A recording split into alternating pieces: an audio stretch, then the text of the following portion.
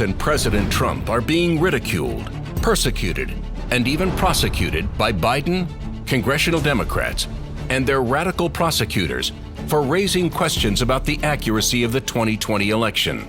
This may be one of the most hypocritical acts in history, considering the Democrats have violently claimed that the last 3 Republican presidential wins were stolen, rigged, and illegitimate. And it was the Democrats who tried to stop the certification of a Republican president. We start with the 2000 election, where Democrats claimed it was Gore, not Bush, who won, and that the Republicans and their Supreme Court stole the election. Bush versus Gore.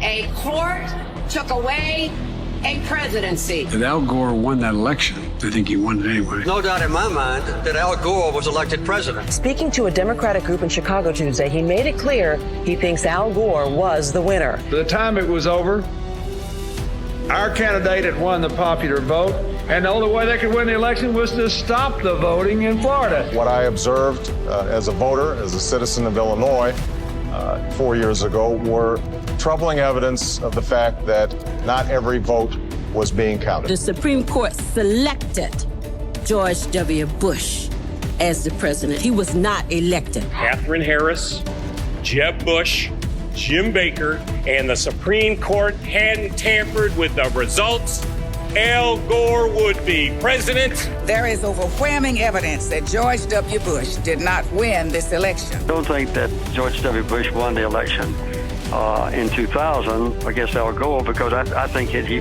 probably lost Florida and also nationwide. The court has been thwarting formation of the popular will. The most spectacular example being Bush versus Gore, where the majority, by a 5-4 vote, enjoined the counting of more than 100,000 ballots in Florida and essentially gave America its first court-appointed president. If all the votes were counted in Florida, that Al Gore would be president today and George Bush would be back in office. After the election, when you stole the election, you came back here and said, get over it. No, we're not going to get over it. I think I carried Florida. You know it, I know it, they know it. Democrat members of Congress also refused to participate in the official certification of the election. I rise to object to the fraudulent 25 Florida electoral votes. I must object because of the overwhelming evidence of official misconduct, deliberate fraud. It is signed by myself on behalf of my diverse constituents and the millions of Americans who have been disenfranchised by Florida's inaccurate vote count. I come from Florida, where you and others participated in what I call the United States coup d'etat. In 2004, the Republicans won again, and once again, the Democrats claimed the election was stolen. We cannot declare that the election of November 2nd, 2004 was free and clear and transparent and real. There must be independent testing of the voting machines used in Ohio. There were numerous irregularities in Ohio, including large percentages of rejections of provisional balloting, problems with voting machines. I'm not confident that the election in Ohio was fairly decided. We know that there was substantial voter suppression, and the machines were not reliable. Some machines malfunctioned, causing votes to be counted more than once, or not at all. As we look at our election system, I think it's fair to say that there are many legitimate questions about its accuracy, about its integrity. There are still legitimate concerns over the integrity of our elections. The question, obviously, is how many instances were not caught that we don't know about. Number one, we've seen a lot of what I'll call honest glitches where it just didn't work right.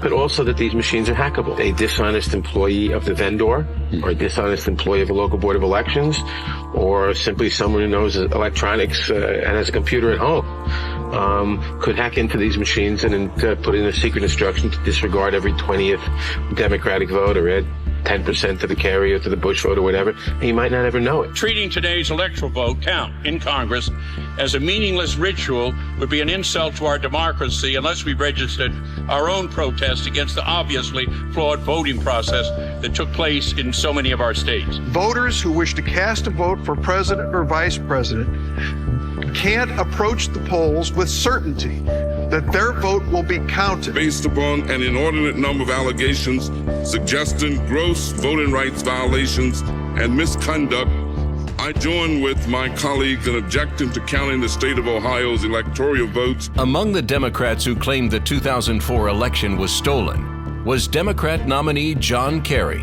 and his wife, Teresa Hines. I arranged to meet Senator Kerry at a fundraiser to give him a copy of my book. He told me he now thinks the election was stolen. The wife of John Kerry said she has lingering doubts about the legitimacy of the election. Her theory goes like this. Two brothers, she calls hard right Republicans, own 80% of the voting machines in the U.S. Therefore, it would be easy to hack into the mother machines that control the electronic voting. In 2016, when President Trump was declared the winner on election night, the Democrats moved quickly to call the election stolen and illegitimate, including President Trump's opponent, Hillary Clinton. Hillary Clinton apparently still not over her 2016 defeat to President Trump. She's now claiming the election was stolen from her. You can run the best campaign. You can even become the nominee. And you can have the election stolen from you. Trump knows he's an illegitimate president. But there absolutely is a cloud of illegitimacy. I don't see this president-elect as a legitimate president. The president-elect, although legally elected, is not legitimate. He's an illegitimate president in my mind. Could you be my vice presidential candidate? Folks, look, I absolutely agree. So that legitimacy is in question, yes. I have an objection. There was a widespread understanding that this election was not on the level. Some Democrats continued to promote the totally false narrative that President Trump had somehow conspired with the Russians. The outcome of the election was affected by their interference, and now we need to know, to what degree, if any, the Trump campaign was actually in collusion with the...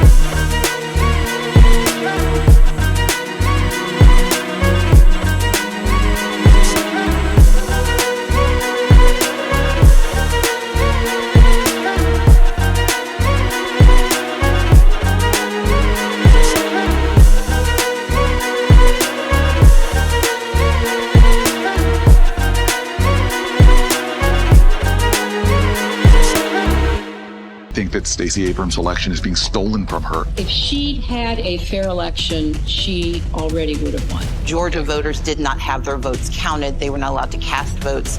They had their votes discarded. Reminder, she wrote, Brian Kemp stole the gubernatorial election from Georgians and Stacey Abrams. It certainly gave the appearance of unfairness, and I think it was unfairness. Stacey ran a great campaign. She probably won. She would be the governor of Georgia today had the governor of Georgia not disenfranchised 1.4 million Georgia voters before the election.